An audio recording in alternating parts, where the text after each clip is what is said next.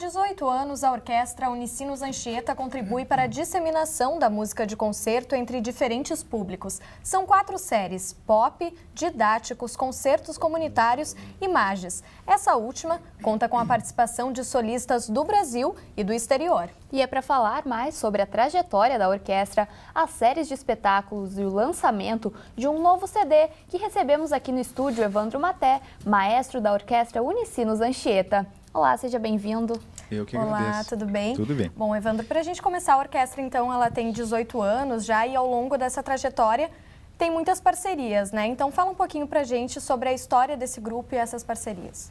Bom, na verdade, quem fundou a orquestra foi o maestro José Pedro Boécio, né?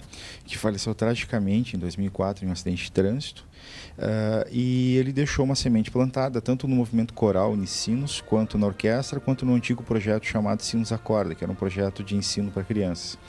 Depois, substituindo ele, veio o maestro Duarte, o Roberto Duarte, do Rio de Janeiro, que ficou por mais um período, onde a orquestra cresceu de tamanho na época, mas aí por uma questão de momento econômico, momento financeiro, a universidade se viu obrigada por um período, em 2006, de reduzir todas essas atividades. Aí, a partir de 2007, eu fui convidado para reestruturar todo o setor cultural da universidade, porém de uma forma um pouquinho diferente, sem o custeio da universidade, sem que a universidade tivesse que alocar os recursos para manter essa estrutura, que são estruturas muito caras. E a partir de então, como é que vocês buscaram esses recursos? Exato. Então, a partir daí eu comecei a estabelecer parcerias. A principal fonte de recurso, lei de incentivo, tem tanto a estadual quanto a federal, Lei Rouanet e a LIC, né? E empresas parceiras e algumas parcerias com o poder público também. Então, nós vemos nessa trajetória, já estamos vindo desde março de 2007, a cada ano o projeto tem crescido, a cada ano a orquestra tem crescido e a gente está conseguindo estruturar muita coisa, como, por exemplo, Vida com Arte, que é um projeto social que atende 250 crianças. Nós temos as nossas séries, que nós vamos falar daqui a pouco, de concertos, né? E agora conseguimos agregar também a Companhia Zafari, a nossa estrutura, que é uma grande empresa e que está há quase 30 anos no mercado com investimento forte em cultura. Então, essa junção de todos esses parceiros com as leis de incentivos e a universidade, a gente está conseguindo fazer com que o projeto ande.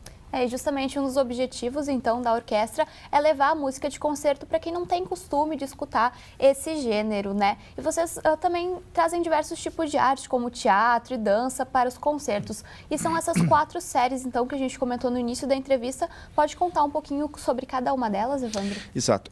Quando eu iniciei o trabalho aqui, o nosso reitor, o padre Marcelo, tive uma conversa longa com ele, e eu discutindo qual era o objetivo, o que nós queríamos em relação a isso. Os jesuítas são quem introduziram a música de concerto no Brasil. Eles são os primeiros, né? Então eles têm uma tradição de 500 anos nisso aí. Mas o que me preocupava muito é o fato de que estamos dentro de uma universidade. Estando dentro de uma universidade, nós temos que atender a todos os públicos. Temos que atender o aluno, temos que atender o professor, temos que atender o nosso colaborador, o funcionário. Então, nós passamos a executar um formato de espetáculo da orquestra que fosse diversificado.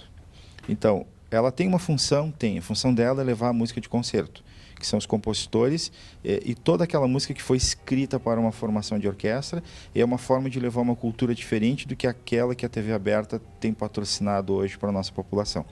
Mas, além disso, também nós imaginamos, nós temos os alunos, né? E como a gente pode atender eles além dessa função da música de concerto. Então, nós criamos a série Pop, onde nós temos aí, já fizemos clássicos de cinema, clássicos do rock, clássicos do jazz, já tem uma enormidade de coisas. Que atraíram sempre também um grande público, né? Principalmente. E o que é interessante também é que parte desse público que vem para esses espetáculos acabam depois vindo para os de música de concerto.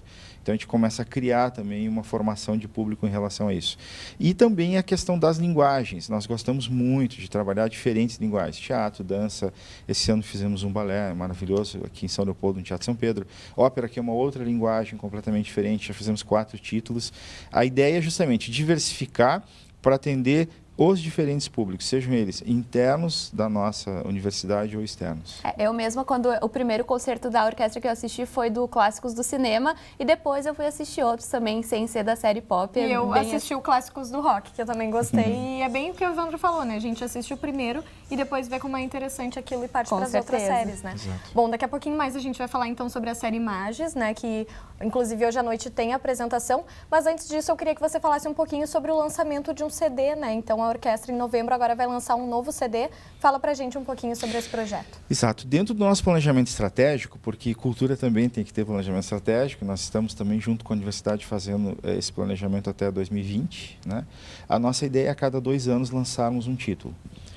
Por quê? É importante registrar aquilo que é feito, é importante mostrar a qualidade do grupo, e uma forma de ela sair além fronteiras, não só estado, país, como exterior, é ter um produto de qualidade que as pessoas possam ouvir ou ver, ou um DVD ou um CD. Então, a cada 2 anos, o nosso planejamento prevê o lançamento de um título, sendo que vai ser 1 ano música de concerto e 1 ano música instrumental mais focado em pop.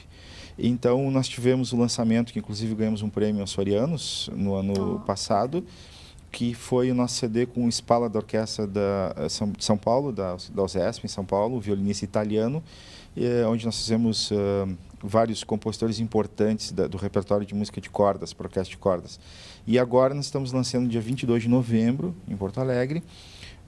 Já tivemos um pré-lançamento dele aqui na São Leopoldo Fest, nós tivemos uma apresentação em São Leopoldo, mas teremos em Porto Alegre dia 22 de novembro o lançamento de um CD da orquestra com o Renato Borghetti. Bem bacana. E bom, da apresentação de hoje à noite, então, ela vai contar com a participação do flautista brasileiro Arthur Elias Carneiro, né? E me conta um pouquinho o que o pessoal vai poder conferir hoje, qual é o repertório escolhido para essa apresentação. Claro, a flauta é um instrumento muito interessante, porque ele tem a questão, o timbre dela e a forma dela de executar é muito ampla. Ele é um instrumento extremamente versátil, ele é muito veloz no que diz respeito à digitação, às notas, e ao mesmo tempo ele é um instrumento muito lírico. Então nós colocamos no programa 2 obras que dão exatamente essa diferença. Nós temos inicialmente o Fauré, o compositor, que escreveu essa elegia para flauta, na verdade, solo e orquestra de cordas, que é uma peça lírica, lindíssima, com uma melodia muito bonita. E depois, na segunda parte, nós estamos com um arranjo, uma adaptação da ópera La Traviata de Verdi, onde a flauta demonstra aí toda a versatilidade técnica dela. E o Arthur, que é flautista solo da Orquestra Sinfônica de Porto Alegre há mais de 20 anos, que é reconhecido no Brasil como um dos grandes flautistas que nós temos, ele preenche muito bem as 2 características. Ele, quando toca de forma lírica, é lindo, maravilhoso o som, e depois, tecnicamente, também ele é muito bom, então ele vai funcionar muito bem nisso. Então, essas 2 peças são as do solista, né? E para complementar o programa, nós temos Britain, que é Simple Symphony, o nome dela, que é uma peça muito bonita para orquestra de cordas, que está dentro do repertório internacional para esse tipo de formação. E nós temos também o Elgar, que é Serenata para cordas, que é uma das peças que está no nosso primeiro CD.